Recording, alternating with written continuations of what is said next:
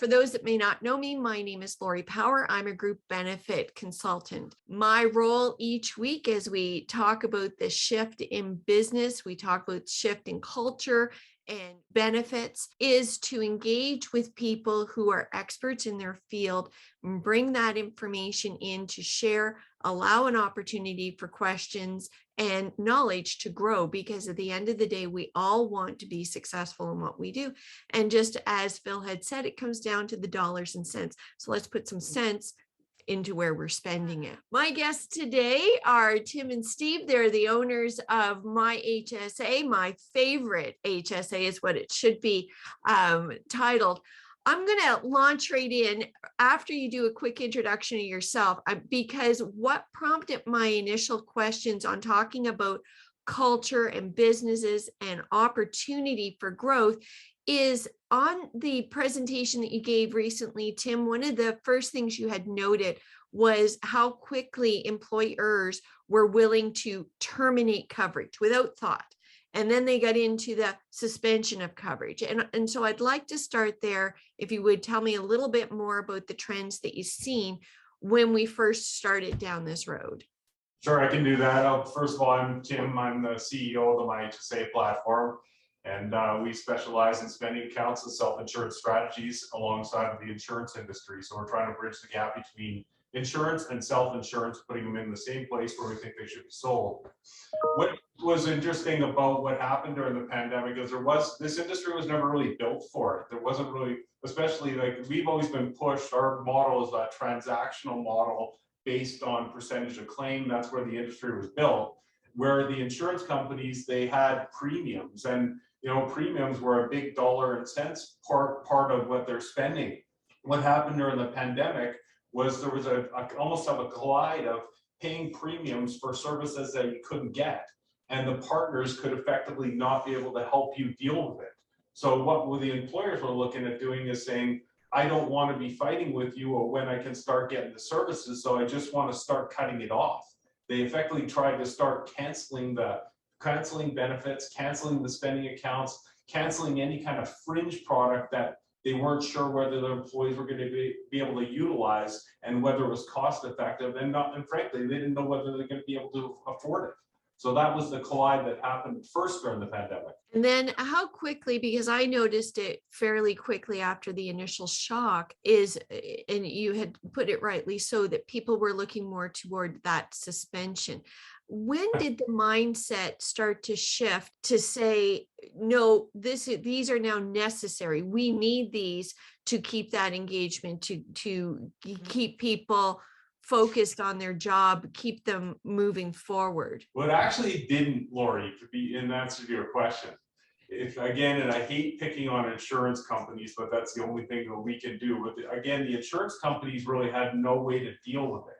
What we did within the platform is said, okay, we're all not sure what's going to happen in the future. So what if we effectively built a tool for you to not cancel it, but be able to suspend it? In that way, it gives the employees knowing that there's a hope going forward that things could get back to, I know this terminology is hated, but the normal, back to normal. It's still intact. It's not going to affect them. The benefit's still going to be offered, rather than just slicing it and having to revamp it when they decide they're going to get back in business, if they decide they're going to get back in business. So it was a mind shift of what the industry was able to do to compare to some of the technology, I hate the word, but disruptors that are in there. We built a tool for what was wanted. And you find, I think it was a prime example where, and I think everyone here knows, the insurance industry is not built digital first and able to move quickly. So they are left, and to no fault of their own, like even with the dental holiday premiums and everything like that, they just can't move fast enough because they don't actually have the platform. Where we were able to build something, pause the coverage, and then one by one, as a business, certain businesses started to open up quicker and want to restore benefits, we could just turn a switch on business as usual and go one by one.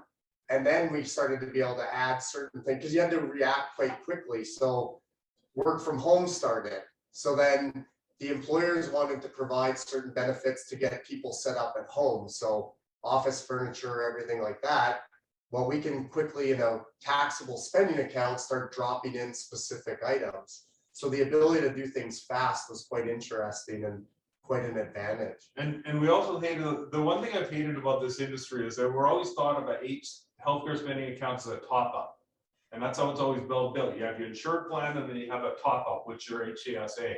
During the pandemic, what happened is it shifted. It became, okay, we got to re-implement it. We got to make it different. So how are we going to do that?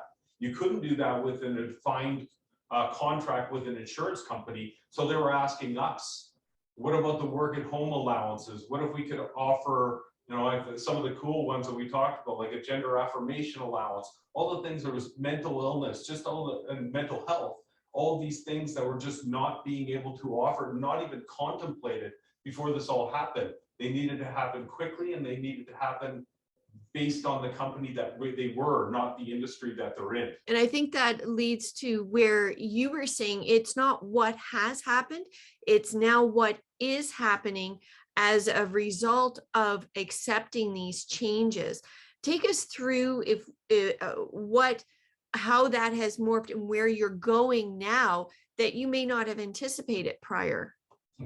We've always, and again, just hated the fact that we're just this afterthought. The healthcare spending account is just the top up, it's the bucket. When you're done that, you have this. And by the virtue of the situation in the last couple of years, it's shifted. So they're now looking at things that can't be adapted and can't be changed on a radical basis based on what's happening. A pandemic, whether, you know, it's massive job loss, you don't know what it is. So rather than just being this top up, it's actually been the primary portion of the plan, one of the primary portions of the plan where insurance doesn't make sense. So carve out dental, maybe carve out a bit of what you're paying for premiums, put it into a taxable spending account, allow them to interact. And the terms ASO and HSA, I'm not from this industry and I don't pretend to be an expert in it, but they're the same thing. They're administrative services only. The only difference between an ASO and an HCSA, one's flexible and one's not. So taking the HCSA and making it flexible essentially makes it an ASO. So it allows you to do not just a top up or just a built on. You can carve out what doesn't make sense from an insured standpoint, what's not absolute, and be able to self-insure it, but still keep the insured plan intact. I can tell you from somebody who's been in the industry, and I put my first standalone health spending account in place in 2001.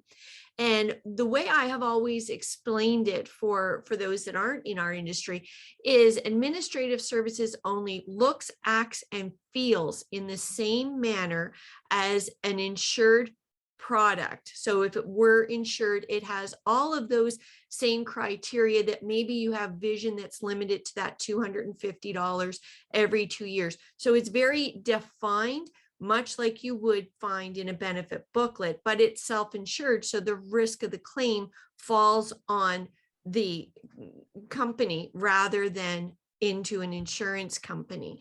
Whereas a health spending account is that defined maximum, but wide open on where you can use it in accordance to the Income Tax Act and Health Canada on what is applicable. What I have loved over the last 2 decades is being able to create hybrids, right? Being able to pull a lot of things together, including those taxable wellness accounts, and create something that is as unique as the culture fit.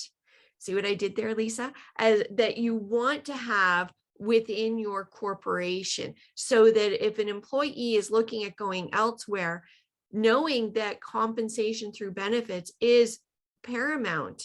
I think the latest survey from Benefits Canada, and I think Benefits by Design released it just the other day as well in one of your blogs. I think it's like 70% that benefits fall top of the list for employees looking when they're looking for a new employer. So knowing that, this ability to create those plan designs is very important. What's new in the plan design world for you that you're seeing?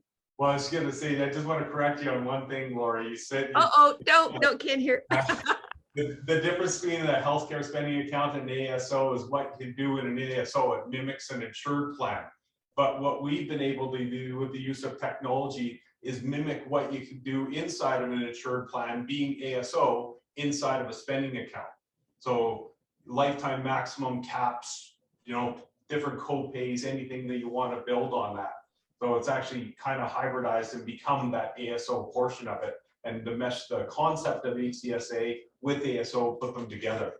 I love that. What we've noticed is that it was interesting because when the pandemic first started, it was get rid of any sort of fringe benefit. Like if you're looking for medicinal cannabis, if you're looking for, not telemedicine because it was offered everywhere, but some of the fringe products that we had, those stopped. As the things started getting, I keep on saying, want to say normal, I'm going to say normal, opened up, people were going back to exactly where they came from. They wanted EAPs, they wanted, you know, very typical insurance type programs. So it was so weird that we spent the last 5 or 6 years trying to get people to open up what they wanted for auxiliary products. And then you have one little thing and it puts them back exactly where they are. But now we're starting to see that they're taking the dollars that they were allocating towards the fringe products, and they were making, you know, vacation funds, travel allowances, anything that allowed the employer to create this hook to make sure that the employee feels really good about what they have and really good about how they can adapt based on what the employees want. Because I think the employees dictate what they want in their benefit plan. They're just not very good at communicating it. I can't even read a booklet. I can't expect them to be able to do that. But as technology starts to build, we're seeing the employees being able to decipher what they see and what they want and have a say in it. And unless the employer can adapt it, which they can, it goes back to exactly where it is. It goes back to what people are comfortable with. And I think the biggest growth that we've seen is definitely in like the taxable area, so like the wellness area. And I think it's the challenge, and Phil touched on it, like it's been bubbling for years, which is there's 5 generations in the workforce at a company. So if you have 10 people, you could literally have 5 different generations. A traditional insurance plan cannot meet the needs of everyone unless you have an endless war chest of money to add all the bells and whistles for everyone. And then what happens is the personalization of benefits. People, I think employees are now expecting that personalization because we get it from every other avenue in the digital world now. So they're using and very specific customized wellness spending accounts to basically meet those needs. So that, and from our standpoint, the ability to customize all this stuff, that's huge, because we've got, you know, a large tech company that just wants to offer a set amount for gender affirmation. No problem. You tell us the parameters built in, it will get adjudicated third party, privacy from the employer, everything like that. Where other ones will go with the more classic. Some will say like, here's a wellness spending account. I really don't care, like whatever will make the employees happy. And they create a monster list that would include all sorts of things. Some people will just do, and this is even on the HSA side, a mental health bump up for certain practitioners.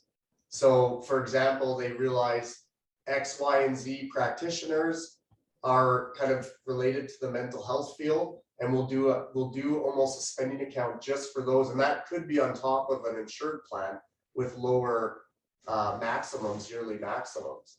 So it's really like customization and a broader sense of benefits. Doesn't mean insurance products. It means employee benefits and rewards and compensation. Like we find advisors need to open their minds up that you're insurance licensed, but you're not solely in the business of selling insurance. You're a benefits consultant. Definitely. And that is a strategic approach to looking at your benefits as part of the build to engage those employees. I get locked in a little bit on the tax for a wellness account. So when you look at implementing a wellness account to work with the health spending account, work with the ASO and customize it. What's the real advantage for a corporation to set up a wellness account rather than just have a slush fund that they pull from with a set amount for the employee to use where they want to use it, given that it is taxable? So what are the advantages? For the employee, I mean, who remembers in here when they were given $100 raise? Nobody. But when somebody gives you $100 to go spend on your gym memberships inside of a benefit area that you can see and effectively use it as an employee benefit, it spins that $100 raise as something that's been added to the employee benefit. So the concept, it is taxable, there's no question about it. But what it does is twofold. It allows the employer to say, I'm going to give you this $100, but I want you to spend it on things that we as a corporation believe is good. And if you don't get the $100. From the employee perspective, what I hear from it is that the first story I ever heard of is when we introduced myHSA. It was in an airport, and there was a lady having a glass of wine with another person, and she was talking about how her employer pays for a gym membership. You should come work for my employer. They pay for my gym membership. And all I thought was, because I know the background of it, no, you don't, you dummy. You pay for your gym membership. They're just giving you the money. They might as well just give you the $200 or whatever it is. But in their standpoint, that person's never going to take their $200 and spend it on gym membership. They're going to go spend it on things that the employer doesn't find useful.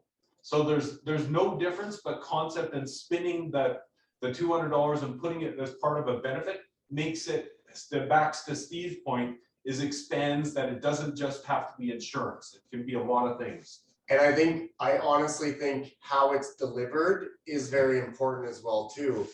In our case, it's usually paired with a spending account. And in our case, usually the employees find our platform and the system easy to understand, easy to use. So when they're given wellness dollars, they know how to use it. They can easily use it. They see more of a benefit. From the employer standpoint, and when I was a benefits consultant and I worked for Tim, I went to go see a large home builder in Calgary, and we had a paper kind of archaic health spending account program then. And they asked me to do their wellness spending account. And so again, I came from accounting so I knew the rules, it's taxable. So my accounting brain went, you want to pay me to process claims that you could just do on a spreadsheet? And then they convinced me on why, as a benefits consultant, I do want to do that. They said, you know, A, we don't have a process to do it. We'd like to just have someone else do it. But B, the problem that they had is because it's taxable and it can be anything they want, they don't want to be the bad guy. So once they create a list that's based on corporate values, they don't really want to have it too much up for interpretation.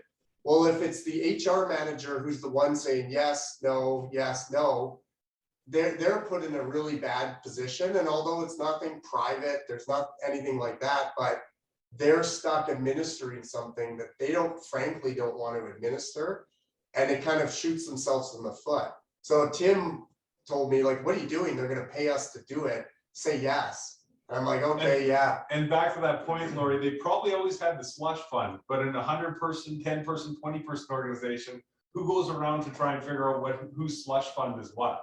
It's communicating that to the employees, and that's what a wellness fund is. That it's, you know, the word slush fund now always kind of conjures up something, you know, not really above board, you know, certainly in my mind anyway. You know, that's something that the presidents use for, you know, things that they shouldn't be doing within their company. But, you know, that's always the problem with benefits is that in a company, you're always going to have a certain population in every company that likes to define benefit program. They you know, they're comfortable with it. They know it. Whether it's good for them or not is really kind of not irrelevant. It's irrelevant. It's just what they know. You're going to have a population that really likes the flexibility of a health spending account. Quite frankly, I think most benefit consultants and brokers have absolutely no idea how powerful a health spending account can be and how it can actually be set up and the things that can be attached and paid for, and just exactly how complex and how many points out of a benefit plan or compensation that it actually hits on if you know how to use them properly. And 98% I don't believe actually know how to do that. They just see I it as, agree. here's $1,000 and away you go. So, but you're always going to have that. And I don't think there's a one size fits all solution. I think there's certainly aspects of each type of benefit program that are going to meet the needs of any one individual organization at any given time. And I think if we start saying, okay, there's never ever going to be a need for a fully insured program, well, tell the employer that happens to employ 25% of his company that has a wife and 3 kids that are all under, the age of 15. Well, you're going to have your winner, you're going to have your loser in that scenario on our health spending account. And as soon as you start to explain that, because everybody's correct, communication on these types of benefit plans is absolutely key to understanding them. And anybody will put two and two together and say, oh, okay, I'm getting $2,500 for a health spending account. That's it. That suits myself, my wife, and my 3 kids for dental. That's it. So I'm on the losing end of that. And he's right. That doesn't say that he can't actually turn that around and say, well, here's how you actually get away from that problem. And that's where you can actually bring in such things as modified or hybrid ASOs, because an ASO does not have to follow. There's no written rule that says you actually have to follow the parameters of a fully insured program. No, you don't, but it is defined though, Phil. It is defined. It is, but how we were brought up in the benefits industry was essentially the only difference between an ASO and fully insured is your funding model. Right? That's kind of basic 101 ASO. And most of the people still believe that. And you can do whatever you want in an ASO. You can, you're right, it's still defined, but you can define it to whatever extent or that you want under that, whether it's a maximum or it's certain drugs or it's certain. And that's okay if we're talking to one another and we're all benefit brokers or consultants in the room, but there are people here in the room that are not benefit consultants. And so we have to be able to define it in order to build that plan design that will in fact work for them. So I think sometimes the keep it simple works so long as we understand the finer nuances of what we can do to make it more flexible. That's true. And then, I guess where I was going with is that really come full circle. And when you're sitting in front of your client, just what is it that you would like?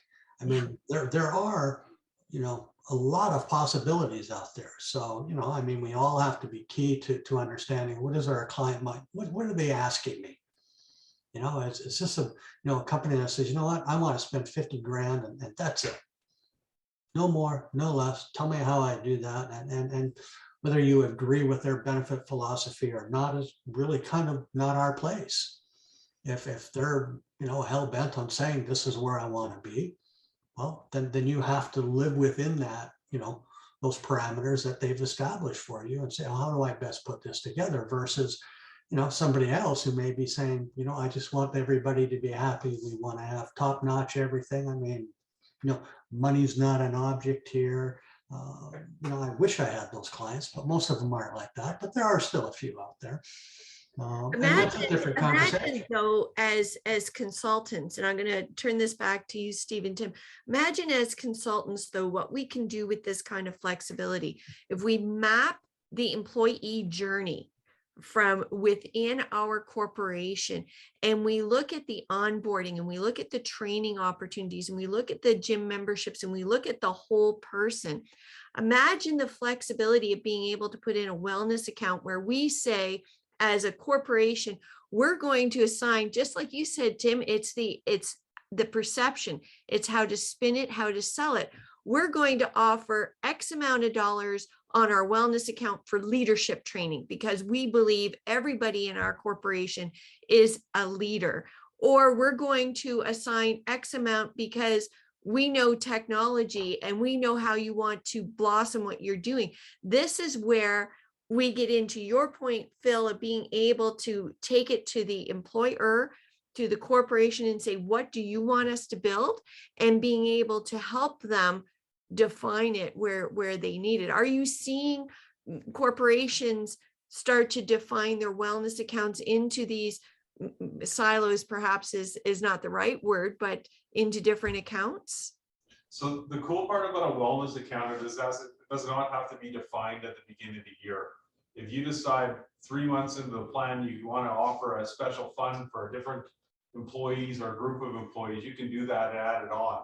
It can be separated, it could be, but that's the cool part of wellness, is that it's so adaptive, and it can be changed and restructured based on what the company wants and what the employees are asking for. Sadly, for an employee's perspective, that $250 gym membership is going to keep them at that company, not the unlimited drug plan. Like it's the communication. The wellness part is such a powerful tool.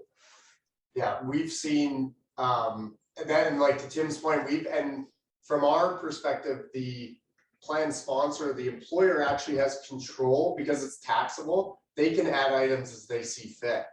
So for example, like if there's a truth and reconciliation course that comes up, because this is near and dear and important that the employees get educated on it, they can add that as an item or even as a dollar amount. So really, like, they have full control to customize. And what we see is the bigger the companies generally get, the more siloed and more specific initiation, like there's an initiative behind it. And then they back that up with communication at their level to kind of get the word out. And nobody's going to sit down with an advisor and say, I want these things. So what our plan does, and I think a lot of what other plans do that somewhat, is allow the employer to sit down with the advisor, figure out what core, figure out they want, but allows the employer to say, I kind of want this, I want this, and adapt it over time. Because who's looking at a wellness benefit at the start of the year? You're saying, what does everybody else offer? Where that is a big problem with the industry is all we're doing is offering what everybody else is offering. And yeah, customization and strategy for that. I don't know if it's much as of a question as maybe just a comment, where I think flexibility is so important, but I also think that there are so many employers out there that are offering benefits just to check the box that they're offering benefits because everybody else is. So I think that's where like benefit consultants and advisors come in to say, to really get to know, and I know Lori does this for sure, because we talk a lot, but it's like, what is your culture? What are you trying to do with this? And then matching up that plan to cover off maybe those 5 generations of employees, and, you know, really educating people on it. So I think I see that as such a big need out there amongst employers. To that point, I've started to, and this is going to go back to what you said, Phil, about the cost, is if you have an employer who is strictly looking at having a benefit plan because they've checked off that box, right? And they're not putting any intentionality into it, all they're doing is giving the insurance community money. That's all they're doing, because they're not building anything that the employees can access. I have started with my renewals in that situation is to go through what have the employees actually submitted for claims versus what has actually been reimbursed on an insured plan. And any guesses in the room what the average is coming out to be after, I would say, about 6 months of doing this? Like a percentage of what they pay in, Lori, or what was? No. So if you've made the claim, now we're going to go to the big bad wolf and say on the insurance side, okay? Yeah. So they have a benefit plan that the employer has checked off and said, there, we've got benefits, we're good, okay? And the booklet might say 80% coverage for what have you, without having a look at the plan design and all the little things that they put in place to not pay claims. What do you think the employees are submitting, expecting reimbursement to compare to what they're getting back. And let's say it's an 80% plan. So you're expecting if they're going to spend $100 that they're going to get reimbursed $80. What do you think my findings are after 6 months of looking at this? I'm gonna guess insurance companies cost plus 35, 40, so probably 40%. You're pretty close. You're pretty close. Anybody else? I was gonna say maybe 45%. Yeah, you guys are a little bit lower than what it is. It averages out at 51.3%. 29. So when you're looking at employees and you're checking off that box and you say, you know what, I have an 80% dental plan in place. So if I'm going to submit $100, I'm going to expect to get $80 back in my pocket. Not so. Between dental fee guides, whether they have the right systems in place, depending on what they've gotten for services, you're down to that 51.3 on average. So that's where a health spending account, you don't have to worry about that. Yeah, it's a different spread. We always use that example, which is hard for an advisor to articulate. It's a difference between cost plus 30 or cost plus 10 or whatever you're charging. That's right. Right there. So last words as we enter top of the hour. If you're not using a health spending account, what the hell are you doing? Blogging on it, and this is kind of part of what the message we're trying to get out is, it's not insurance or health spending account, it's both. Yeah. A health spending account can be used, and even if it's not through us, it can be used as a tool to be somewhere on the spectrum for the client. That's the best way to use it. And what we find is the advisors that are aware of this concept and implementing it, they're winning business because they're having a conversation about things like wellness spending account, where that crusty old advisor that doesn't believe in it is not having the conversation. They're out. The new way of thinking is in, and they're winning business. I agree. It's not one or the other. It's not we versus they. It's what's best for the employer and the employee to which they serve, because they do serve their employees. So that brings us to the top of the hour. I thank you very much for coming in today. Sorry for the glitches here and there. But if you liked it and you want to come back next week, Lisa's going to be talking. We're going to get all in-depth culture. So her company is Strong Impact. She makes an impact when she's consulting and coaching and working through the tough stuff that employers don't want to hear. If you want to know how to have those conversations, she's helped me immensely the last 2 years to help grow and invest and be better at what we do. So thanks again for coming in. This has been always the best conversation of the week.